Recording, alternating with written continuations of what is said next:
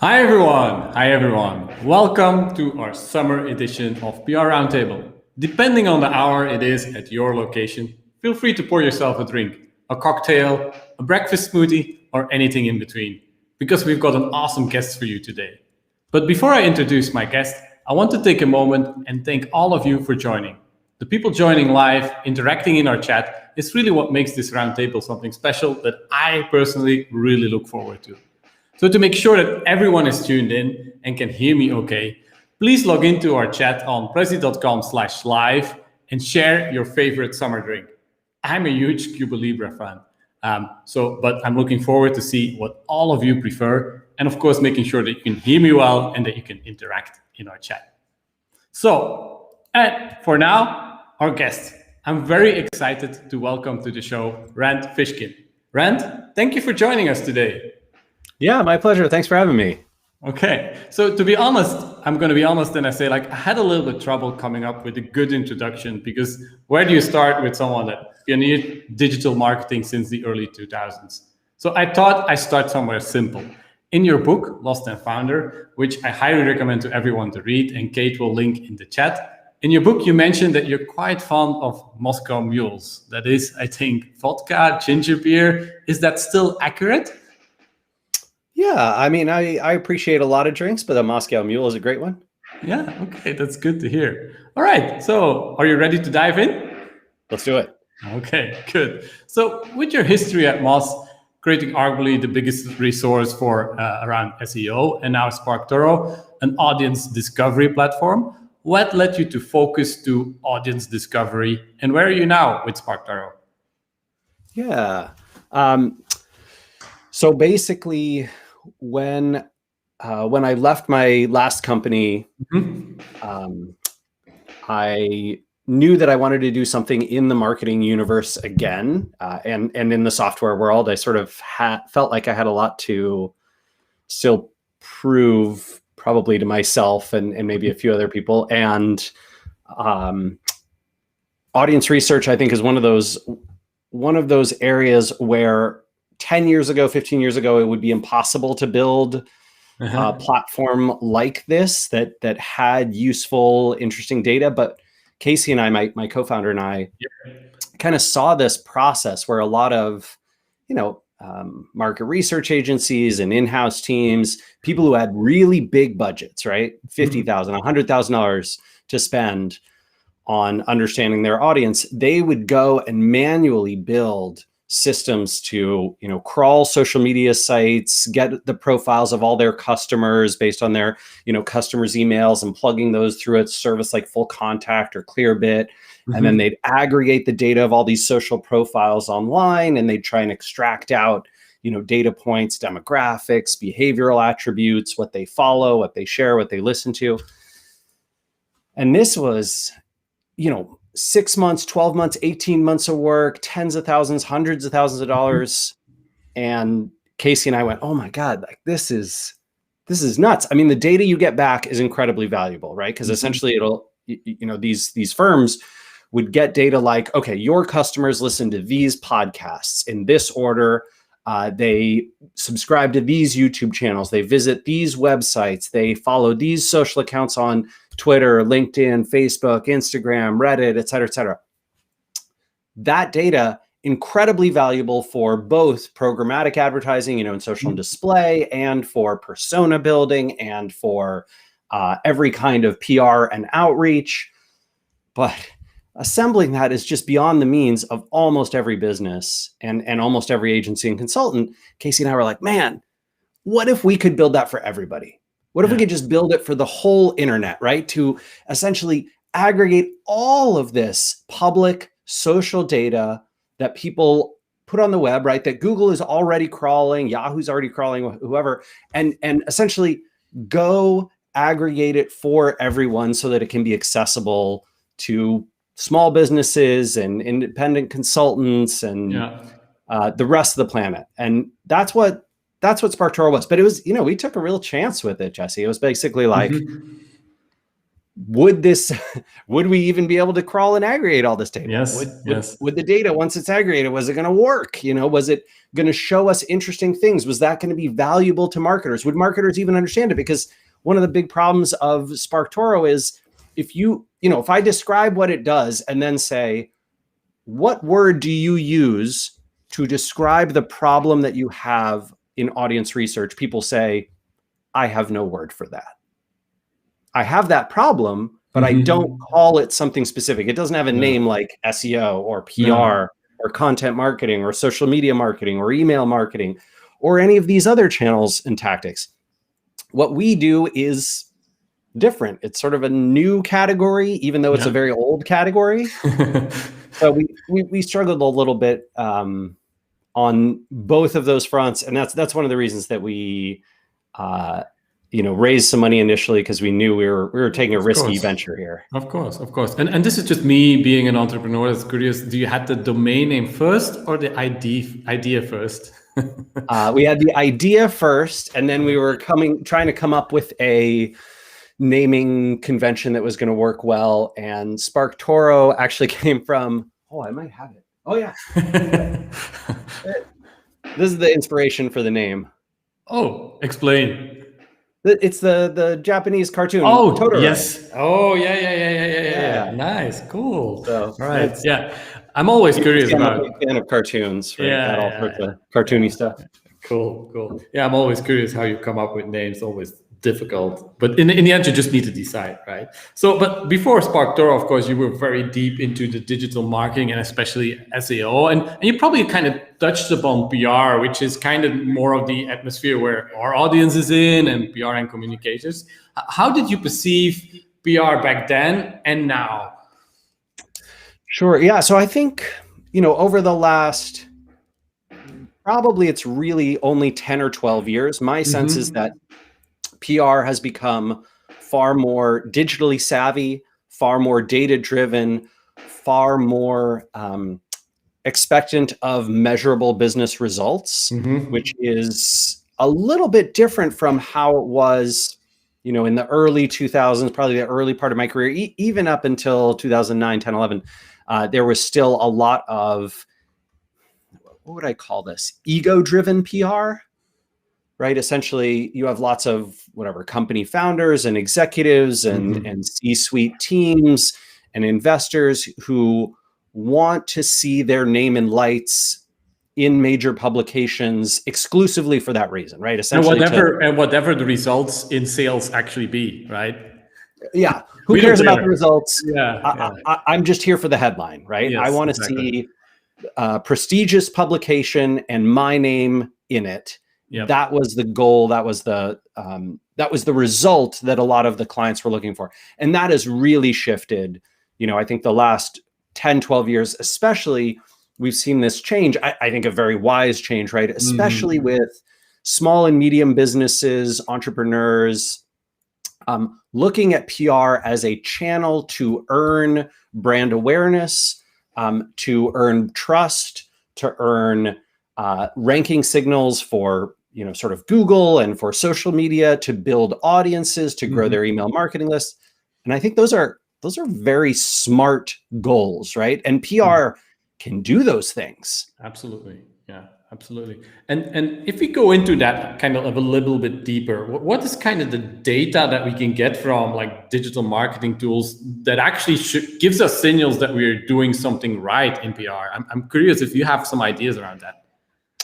Yeah, I mean, I think one of the biggest frustrations around investing in PR is proving the value back to your stakeholders. Absolutely. Right? We hear that every day. Every day we hear that. Yeah. Yeah, and part of this is, for better or for worse, over the last 20 years, Google, Facebook, a lot of the online ad platforms have basically trained marketers and trained C-suites to be able to expect perfect attribution. Yep. Right?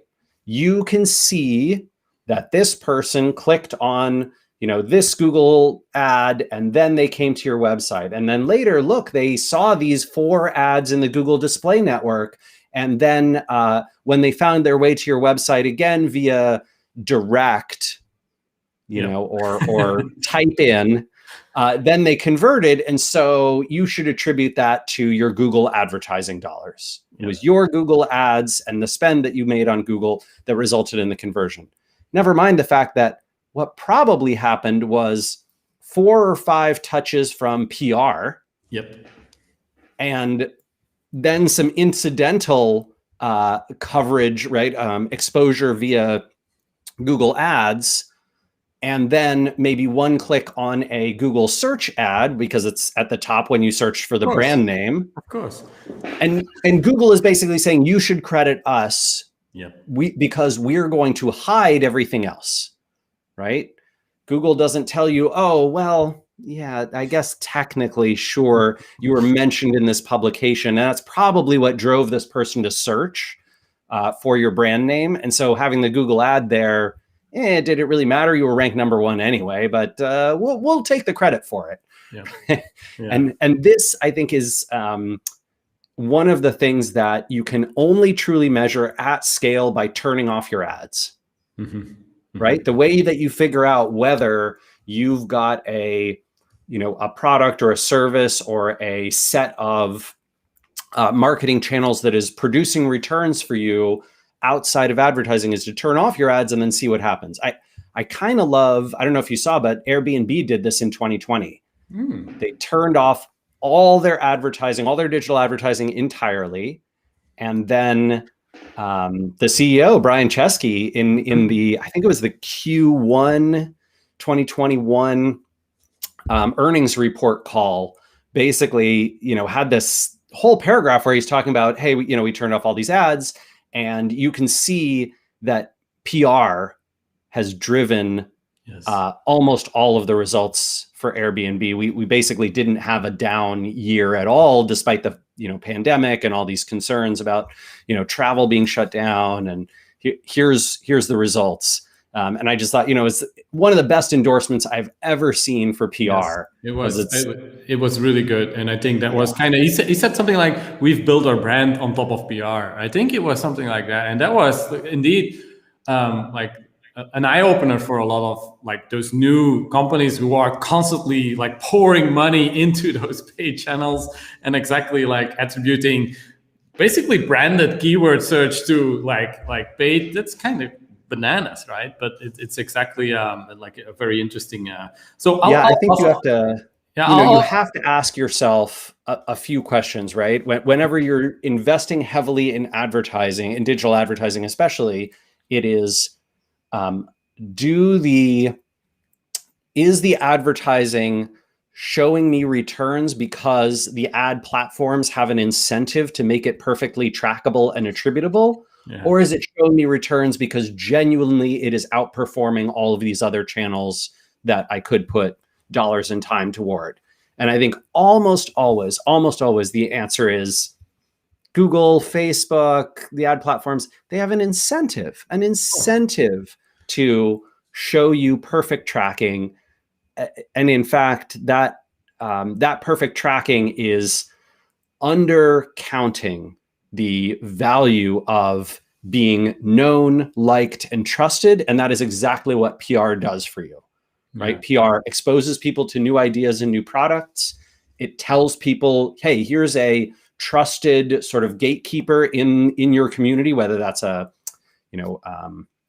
small niche publication in some industry, or an individual person on social media, or it's an industry organization, or it's a conference or event, or it's a podcaster or a webinar, or an interview series, whatever it is saying, hey, a person that you already know and like and trust, or a publication that you do, am essentially implicitly endorsing this product, service, brand, company, person, by inviting them into our space and covering what they're doing.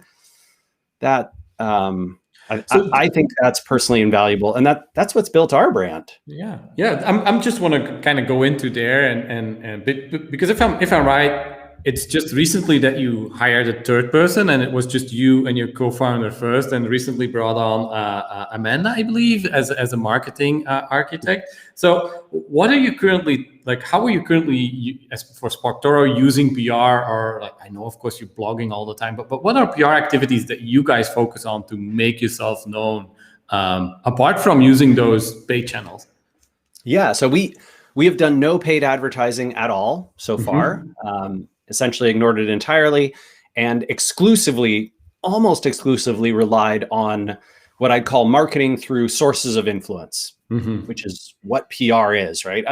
We have a slightly broader kind of definition than I think classic PR, because classic PR focuses on sort of Media publications. Publications that produce news and information about a topic, and we think a little bit outside of that, to folks who are influential on social media, to conferences and events, to webinars, to podcasters, to online chats in subreddits or Discord communities or whatever it is, right? And essentially our methodology for marketing has been identify sources of influence that reach our audience, go try and earn coverage, a partnership, a co-marketing event, do an interview with them, do a webinar with them, do a podcast with them, do something on social media with them, whatever it is, right? Essentially, we are trying to earn amplification through the audience that they've already built and turn some of their audience, into our audience. I think this is fundamentally at the core of what PR does well, right? You can find sources of influence that reach the audience you want to impact. You can bring them to your website, community, brand, and then turn them into your audience or your customers, or at least people who are aware of you. And this has worked extraordinarily well, right? SparkToro is not venture backed, right? We have sort of a weird indie funding structure. But if we had been venture backed, our venture investors would look at our numbers and go, "You're doing it, right? Like you're on track for venture style growth with an indie style team and approach." And that is, I think, fundamentally because the product's good and useful, that absolutely. But with a product like ours in a sector that people don't talk about and search for, nobody searches for the problems that SparkToro solves. Like you don't go to Google and do it. And so we have to get the word out through other channels. But what you're describing as what you guys are doing as PR, isn't that essentially what modern PR as a whole should become? Absolutely. No question about it. I think, look, one of the problems that we have in language is that language has historical associations that limit our thinking. And if we can expand past the historical limitations and think about the full strategy and the reason that something works, and then expand our definitions in our own minds, and then to our clients and to the field as a whole, that's a beautiful thing. But I'm not counting on it happening tomorrow, right? No. So let's go a little bit deeper onto like the building of that audience and reputation and trust. Is that of course you've throughout the years and by grinding and writing thousands and thousands of articles on SEO, build up your own personal audience, and I believe you have quite some followers on Twitter.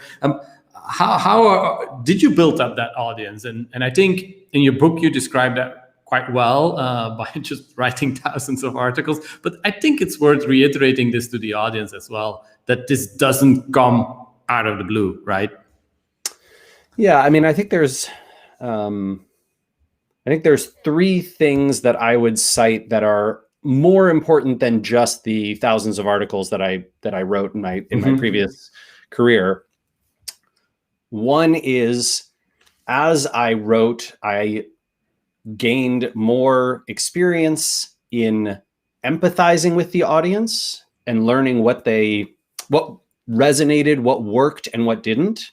And so it was not the articles themselves that produced a ton of the returns, although certainly some, but rather the almost the thinking process behind writing the article and actually spending the time on that topic that maybe clarified it. Yeah. So there's no doubt, right, that one of the best ways to learn is to teach. And so if you want to get great at a subject, force yourself to have to teach other people about that topic, and you will quickly come to master it. And that is because teaching requires significant depth of knowledge and understanding of why something works and knowing all the ways that it does. And so that was a big part of it for me. I think also I might cite, even more so than the blog posts and articles that I wrote, I think that the videos that I filmed, the whiteboard videos that I did at Moz, and the events and conferences, right? Getting on stage, talking about things, first my career started on lots of panels, and then I started, giving my own talks and having sessions, and then I was invited to keynote things and, became a keynote speaker, and that had a big impact on, I would say, the audience that I was able to build. And there's a lot of pressure there, right? There's a lot of pressure to upgrade from, oh, you're invited on a panel, you should answer some questions. Oh, you're asked to give your own session and your own talk, even to a room of 25 or 30 people, right? I remember in my 20s just sweating bullets and being super nervous. My heart's pounding, and then, you're going to get on stage and keynote in front of a couple hundred people, and then a couple thousand people. And then probably the biggest event I did maybe was in Lisbon, and that was like 20,000 people. And, oh, wow, that's, that's a big, big audience, just giant convention center filled with folks. And so those experiences, I think, also brought with them a lot of people who, when they heard me, I'm sure some of them went, oh, that guy's full of it, I don't like him, I'm not going to follow. But some of those people had the opposite reaction, right? And they said, oh, I really like what Rand's talking about. I think he's interesting. I think that he provides value to me in whatever ways, right? When I hear things from him, I learn and I advance my knowledge. And so I am going to intentionally seek him out and follow him and, become part of his audience. And so a lot of those people were the people who, followed me on whatever, LinkedIn or Twitter or Facebook, and bought the book and signed up on the email list, right? And all that kind of stuff. And that is a big, powerful mover for being able to do great things in PR world too, right? Yeah. It's, if you are known, liked, and trusted by an audience already, and you bring an audience with you, a publication is going to be much more likely, of whatever kind, right? A source of influence, no matter what kind, is going to be much more likely to write about you, invite you to do things with them, cover you, etc. Yeah. Like when you had a chat with my co-founder earlier a few weeks ago, he mentioned something to me that kind of hit home for us. You said something and we're paraphrasing, of course, like if you just keep providing value to people, you will naturally see your reputation grow, and that will lead to more and more success. Something in that you said. And of course, I think people understand and they believe that, but I also hear some of them thinking like, well, I work for a client, he wants results quickly. Are there any shortcuts for this? No. I think you can answer no. That's perfectly. I think advertising in a lot of ways is a shortcut. It is, yeah. Right. Yeah. It's a way to spend money, earn incremental, impressions and essentially exposure to an audience. It is a way to incrementally potentially add customers if you do it well and do it right, and you have the right kinds of products for that. But also, you just have to recognize that at any time you are using shortcuts or hacks, right? That could be advertising. It could be, hey, we're going to do a, growth hacky short-term promotion thing, right? Like a big sale or big promotion, or, we're going to use this. There's a lot of communities on the web, right? In areas like SaaS or direct to consumer, where you can do big sale types of promotions and lifetime you share deals, revenue. Oh yeah, lifetime deals and these kind of things. Yeah, right. yeah. This kind of stuff, and you potentially get like a little one-time bump. Yeah. And so look, marketers absolutely use these tactics. I'm not saying they can't work. They obviously can, but it tends to be the case that you sort of run out of efficacy with all of those. I talked about this a little bit in the book, right? And I've done it a bunch in my career where you use a short-term growth hack, and the tactic sort of falls in value and efficacy over time. Yeah. So, maybe the first time you do a big promotion with a discount, it brings a lot of new people, but those people cancel pretty fast and they don't have, they don't become lifetime customers. They're not buying many times. This is the way. And if you do it again, right, if you do that same promotion or similar promotion again and again and again, you start to train people, right, train your audience and customers to think of you as, essentially, oh, well, I'll just wait until they offer another discount. Eventually, they'll have another discount, and then you get addicted to those hacks. The value of them declines over time. The customers that you're bringing in aren't as high quality. So you just gotta. Yeah, exactly. But so if I understand you, there are tactics, there are shortcuts, right? But at the same time, you're telling me also invest in that longer term audience building by providing value to people, right? I think providing value is too nebulous, but you can long-term essentially discover what resonates with your audience, how you build a flywheel that essentially amplifies the value you're creating, whether that's through content or through PR or through your product alone, through your brand, through building controversy, whatever it is, right? And fighting an existing force in your field. All of those things can have a potential, sort of flywheel turning impact. And that's the goal of a long-term tactic, is essentially to be able to find something that you can repeatedly do. I can do this tactic again and again and again. And each time I do it, I get more out of it. Right? I get more value from doing it. So sort of the opposite of the growth hack methodology, where that each time you repeat it, you will get less value from it. Content marketing works this way. Social media marketing works this way. PR works this way. Email marketing works this way. SEO works this way, right? These types of long-term investment channels where you find something. PR plus email is one of my favorite examples, and we do a ton of this, right? So it's essentially, I go out, find some sources of influence in my field that I know reach my audience. I get them to cover me, talk about me, do some co-marketing with me, invite me to a podcast, whatever it is. And then when I have that coverage, I, do interesting things, talk about interesting things, have value that I create for some of that audience, sort of, create resonance between myself or my brand and that audience. And some of them will come to our website. And then on our website, we have hey, you can sign up and try SparkToro for free, right? And so a lot of people start searching because they've heard about SparkToro through these sources of influence that they already paid attention to in their field.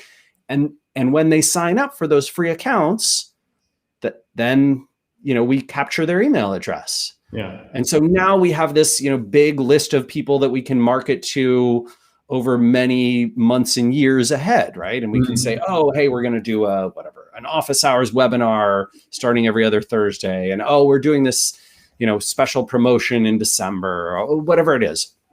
Or, oh, we added a new feature in the product. You should check it out. And then those kinds of things bring all those people back. They come check out your product again. And you can keep doing this over and over and over, gaining more value every time, right? As opposed to the growth hack. Yeah, and isn't SparkToro even an essential tool for helping you with that? Because it helps you discover the people who can have access to your audience, right?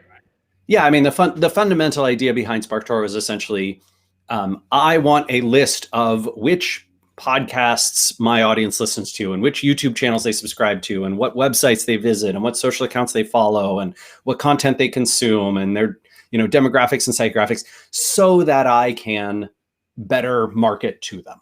And yes, SparkToro absolutely helps with that.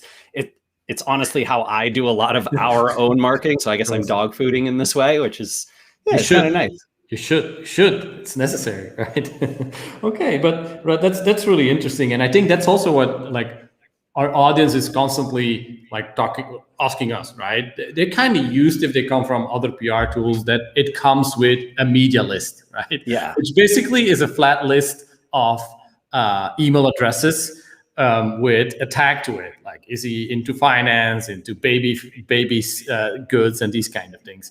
And of course, we can't compare what they offer with what SparkToro does, but maybe because I do think in the audience, the people are more related or more familiar with something like a media list. How can you evolve from a media list to SparkToro, or what are the differences between those things?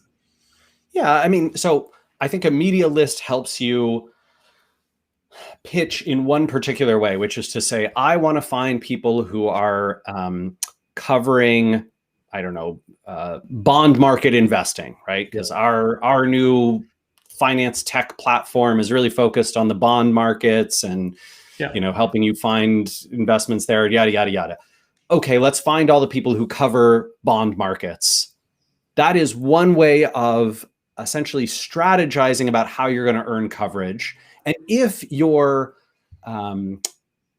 output is going to be measured in numbers of articles in publications that people that your client has heard of, then this is a reasonable way to go about it. However, if your goal is, I want to have the largest possible impact on a particular audience, okay, then you don't necessarily want to go, who covers bond markets? All right, let's get a bunch of coverage from them. That might help you. It's not the worst way to go about it. But the best possible way would be to say, who are all the people who are in our potential target audience? Who are bond investors and people who talk about bonds online and people who use the hashtag bond investing and people who follow sources of influence in the bond markets? Great. I want to reach as high a percent of those people as I possibly can with my message. And then a media list becomes... because it can't tell you, right? It doesn't say, oh, well, yes, 24% of bond investors pay attention to, I don't know, whatever, Bloomberg or something. You don't know. Maybe it's 4%. Maybe bond investors have their own channels and, podcasts and social accounts they follow and media sources they pay attention to and, influencers in their field. Question mark? I don't know, but SparkToro does know. Right? Because what SparkToro does is it just goes and crawls, tens of millions of social profiles. And then it's like, aha, this person uses the hashtag bond investing. They follow this source of bond market influence. They use the word bond investing in their public posts on LinkedIn and Twitter and Facebook regularly. This is a person who's in that audience. Now, let's get 1,000 people, 10,000 people who are in that audience. What do they collectively follow, read, listen to, watch the most in order? Boom, boom, boom, boom, boom, boom, boom. Okay, that's how I want to target my outreach efforts, right? Yep. I want coverage not from the maximum number of bond publications, but rather the sources of influence that are most impactful to people in that audience. So it's just two different ways of conceptualizing the problem and two different ways of earning, of sort of maximizing your output. If you want, I want the most people who cover this to write about me, a media list is great. If instead you want the maximum impact on a particular audience, you should use a methodology like SparkToro. SparkToro is not the only one that can help you with this. You could use what's it called? Helixa, HELIXA.ai, Helixa.ai is in this field. Oh, Brandwatch has a tool like this. It's expensive and sort of more enterprise focused, but if you have a lot of money, Brandwatch is amazing. And There's one audience, but audience with an S instead of a C. Okay, cool. So there's a few people who, few software providers who do kind of data conception like this. Okay. And I think that's a good way to go if your goal is that audience impact. Yeah, what I really like about that approach, because we've had a few of these roundtables with journalists as well, and they tend to not like being part of a media list because they get a lot of crappy, irrelevant stuff in their mailboxes, and they're like, well, I don't care about these things, right? It's not because I'm in that list. But the difference is like twofold. First of all, you use their social, you ignorant of the fact if they're a journalist or not, I guess, like reach is important.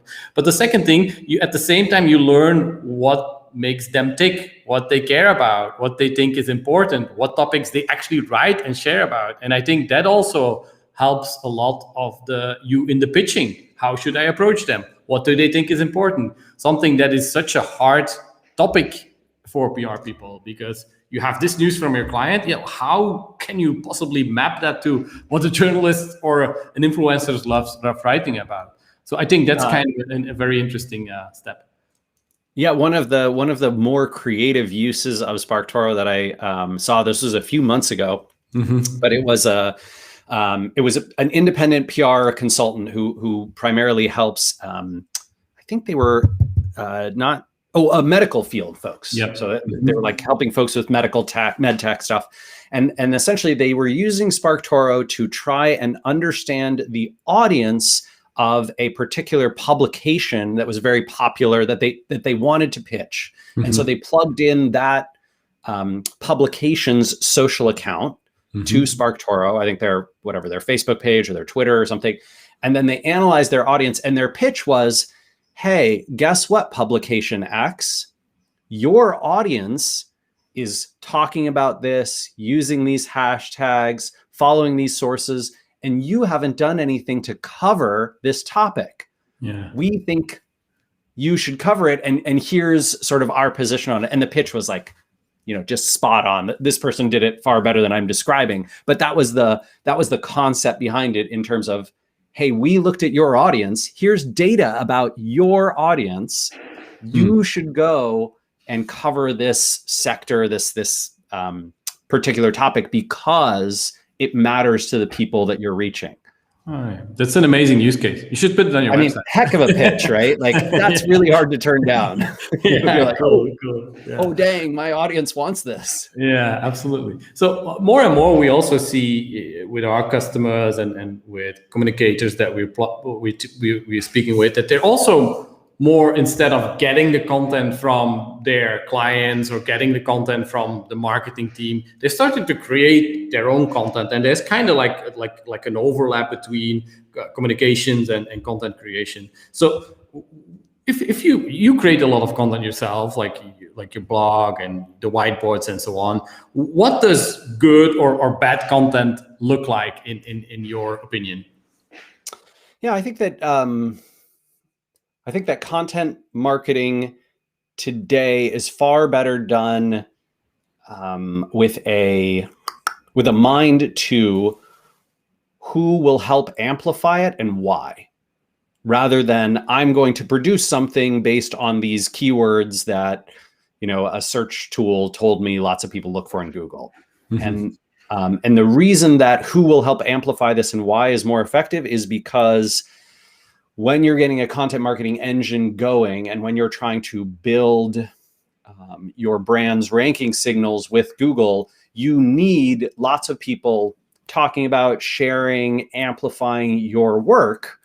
And this is very, very difficult if all you focus on is kind of the SEO keywords. So my conception of how to do content has changed dramatically. And it starts from the strategic level.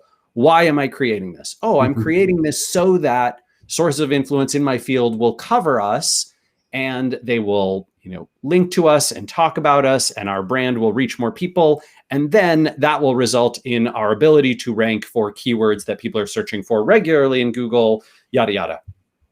So with that strategy in mind, I've got to be creating things that will earn me coverage and amplification.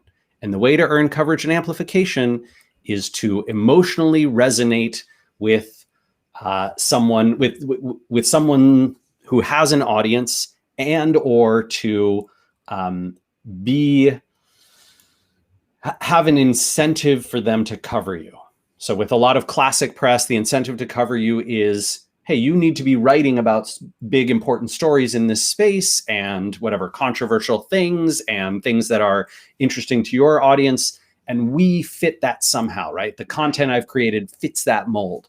Mm-hmm. Or, hey, people in this world, here's this, whatever, research, story, presentation, educational content that is emotionally resonant and reinforces your beliefs or creates a conflict against an idea that you dislike. That's the kind of thing that does really, really well on social media sharing and amplification. And so you can get an audience to sort of broadcast that type of stuff. And, I think that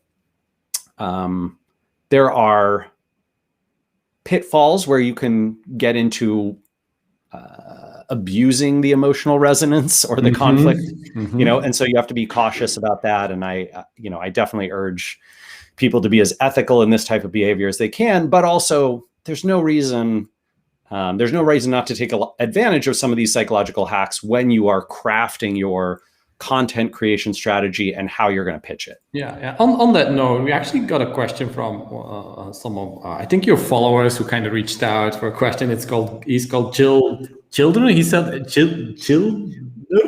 he spoke with you in the past, but he kind of had like an interesting take on social as well, because there's kind of lots of commotion what's happening there. He says, I'm a big proponent of owning your own content rather than letting everything live and die on social platforms. But it's also hard to amplify your own content. You can't just get away with more eyeballs via social than you can through your own website. So how can we change that? And that kind of resonates with us as well, right? You keep investing in those social platforms. Which one do you choose to invest in? Shouldn't you just you start investing in Medium? All of a sudden, content becomes paid, right? Like people can't reach it anymore. Like how would you what's your opinion on that? I'm curious. Yeah, so I would, a few questions in there. I'll start with what I think is the first one, which is essentially, should you create content on your own platform or on social media? And I think that's a false dichotomy, because I think you can do both at the same time. Mm-hmm. I'll give you an example. I do a lot of video content. I'll do very short video content that is, literally 90 seconds, 2 minutes, sometimes even shorter than that. I will post that to, essentially post that to Twitter, LinkedIn, sometimes Facebook or Instagram, and then essentially use those short videos to drive people back to the content that I've created on the website, right? So I might do a blog post, it's long form, and I have a little promotional video with it. Or I do a blog post, it's long form, but it has an image that is very amplifiable, right? It's the kind of thing that has some virality potential. I share it on social. It's the kind of thing that people pick up and they, quote tweet, and they reshare on LinkedIn, and they comment on it, and it, increases the engagement. And then the social media algorithm learns, oh, when Rand produces this stuff, it's very engaging. So we should show his stuff to more people next time he publishes, right? And so you're essentially creating content for your own site that is designed to serve the true fans, and designed to be the meat that you're then kind of selling and hinting at and promoting through small bits of that content that have that amplifiable potential on the social platforms. Yeah. So the meaty part, the core content, the long form things on your own media, and then snippets, teasers that actually drive traffic towards your own site. But I do say that you want to set up your own WordPress, you want to set up your own blog, you want to fully own that and make sure that that's yours and only yours, right? You have got to absolutely, no matter what you do, you have to have some sort of central platform that you own and control in its entirety that can capture, in my opinion, email addresses. There's some people who think phone numbers are fine too. I'm a little iffy on that one, but email addresses in 99% of cases are the absolute best thing that you can do from a, hey, here's a free thing, and here's something else that you can get, or if you like this post, if you like this video, if you like this podcast, if you like this webinar series, if you like this, whatever it is, here, put in an email address and you can subscribe to it, or try this free tool, or get access to this free research. The email address is absolutely crucial to successful long-term marketing, because to your point, you don't own and control your audience on social platforms. No. And there's few, like podcasting has, right? You can, like, podcast can give you like a direct line, email, RSS, right? Like, but email kind of limited. Yeah, it's fine. I think that the smart podcasters are building their own podcasting hubs on their websites. Yeah. And then they use the distribution services to kind of, okay, yes, we're present on iTunes. Yes, we're present on Libsyn, whatever it is. Yeah. Makes a lot of sense. Another question, and if people have questions, we're going to go into Q&A directly. So feel free to add them in the chat, and Kate will pick them up. But the next question also came in from one of the audience, Chip Griffin. Many marketers and communications become beholden to the data rather than allowing content to be part of the mix that informs better choices. Given your background, first with Moz and now with SparkToro, can you tell us how to use data and research to create content that doesn't just perform well, but also serves the audience? I think we kind of touched upon it a little bit, but maybe you can elaborate a little bit more. Yeah, so I think there is always a challenge between being data-driven versus data-informed, right? So data-driven is, here's this information about our audience. They search for these, the classic one is they search for these keywords in Google. I want you to write an article about these keywords. You should use the keywords in the title tag and the headline, and then it should be about those keywords, and the content should solve the searcher's problem. Boom. That is data-driven. Data-informed is people search for these keywords. That sort of suggests that these people have this problem. I wonder if we could do something unique to solve that problem in a way that hasn't been done before. And maybe we could get to the heart of empathizing with people who have that problem, and we can start to tell stories and do positioning exercises and have, customer interviews with people who are experiencing that challenge.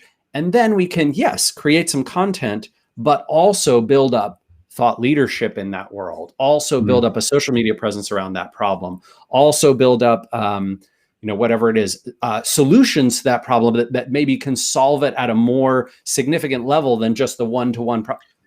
Oh, well, now you are data informed. You're not you are not exclusively relying on just the data to tell you some tactical thing to do, but you're thinking about what that data means and how it relates to the human beings who have the problem. And I think it's a subtle difference, but it's a big difference in terms of how you approach it strategically. Yeah, I love this, because we've been like looking at keywords as well, and you can kind of get lost pretty quickly in just doing the keywords research. But what you're telling me is, like, instead of like using that and blindly trusting what they're, let the data kind of inspire creativity for you to kind of start thinking what solutions are, right? And I think that's an perfectly said, insight. Jesse. Yeah, and an interesting insight to. It's really easy with the variety, and we see that at our company. So many data comes in, and you can track everything from A to Z, but you can get lost so quickly about what actually matters as well. So in our case, it's like we can't track 20 metrics that start with maybe 3, and I think that's just such a mistake we made earlier on in marketing or in PR or in product, in everything. Actually, it's just kind of let the data guide you, but not like let just follow it blindly. I think that's very interesting. So I'm definitely bookmarking that one. So thanks for that. So yeah, we have some questions coming in. So, and I think Kate will add a few more. Sue asks, is there a good way to use tools like SEMrush or Moz for public relations planning? For instance, is there a way to use earned media URLs for putting together a media lifetime value score? Like, how can you? That's something that PR always has been trying to do. Like they used to do like advertising equivalent, like to kind of see this is what this piece actually generated. Can we use like more SEO driven tools to do similar things? The answer is probably, and I think you would want to talk to someone who's in the SEO field. Yeah. I've been out of it for many years now. I think the most obvious way that you can prove the value of a lot of PR efforts, in my opinion, is looking at referral traffic, direct traffic that is time series or geographically coordinated and tied to the coverage, right? So if you see, oh, well, we were, picked up by this national publication in France, and we got a mention there. Oh, and look at our traffic from France that day. It is 15% higher. All that kind of thing.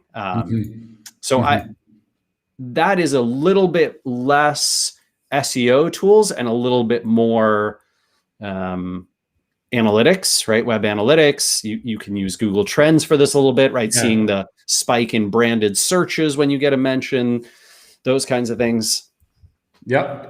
I don't know about the SEO tool thing. I'm sure someone from SEO world probably has an answer. Yeah. I think so as well. So there is another question just came in. Can you pronounce the name?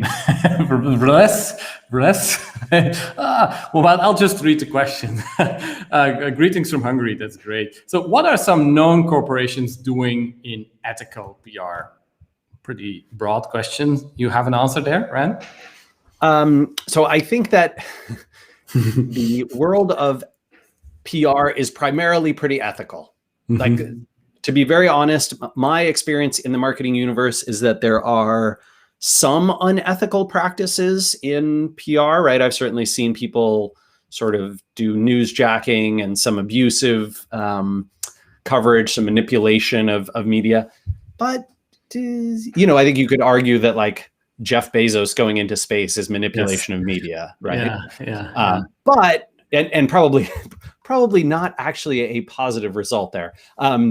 But no. I do think PR is mostly ethical, and I think you can point to a lot of firms doing this really well in the worlds of what I'd call like ethical and social issues. Ben & Jerry's being a really good one, right? On issues like environmental science and climate change and conflict in the Middle East and racism. Ben & Jerry's they have their core values, they stick to them, they represent them, they talk about them publicly, they publish aggressively straightforward and transparent content that almost no other corporation would be willing to do. And they sell a crap ton of ice cream from it. So, I think that I think it's really, really fascinating to see them do things like, hey, we're no longer, I can't remember, I think they pulled their ice cream from Israel or parts of Israel in protest of what the Israeli government or military is doing. That's the kind of thing you just don't see corporations doing. No. And yet Ben & Jerry's basically says, we don't care what impact this has on our sales. We are investing in it because we believe in it. And you cannot deny that they are willing to sacrifice sales to do what they believe in. I think this is actually a great way to build an organization of any kind. Yeah. Right. Being mission driven. Values. Yeah. You basically state what those are and you say, these are the things we're not willing to trade for money. And then you represent that honestly and consistently. And if the answer is there's nothing that I won't do for money, okay, you're Goldman Sachs, like fine, or Exxon, like whatever. Yeah. Okay, cool. I think we just have time for one more, and it's kind of a funny one. It's from Krishna. Hey, Rand, I'm a huge fan, and I wish the best for you. Great work on Sport Thorough. My question to you is, I miss Whiteboard Fridays from your Moz days, and I sincerely feel there is a need for your voice to be heard from learners like me. I know it is a lot of work, but still, do you have plans of starting a podcast or a YouTube channel? Yes. So good news. Amanda Natividad, who just joined our team, she is working on a content series to set up that we should launch probably sometime this fall. Cool. Oh, we're gonna make some people happy. All right. Yeah. For like that, I think that's the end. I think you've brought great value, and something that we as a Belgian company always do is that we send a present to people, and you can actually select. We can send you some Belgian beers, which are awesome, or we can send you some Belgian chocolate, which is awesome as well. So it's up to you to decide. But maybe your wife is watching, so choose carefully. Okay, and I have to choose right now. I can't go ask her.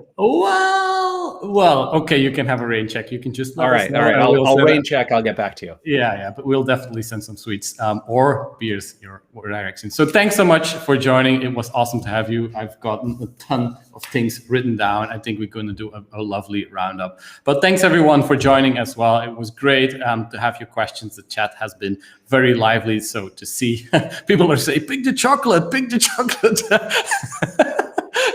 You know what? We can just do both. It'll be great. That's good. Jesse, thank you so much for having me. I really appreciate it. And you folks all take care. Okay. Bye everyone. Have a great rest of your day. Bye. Cheers.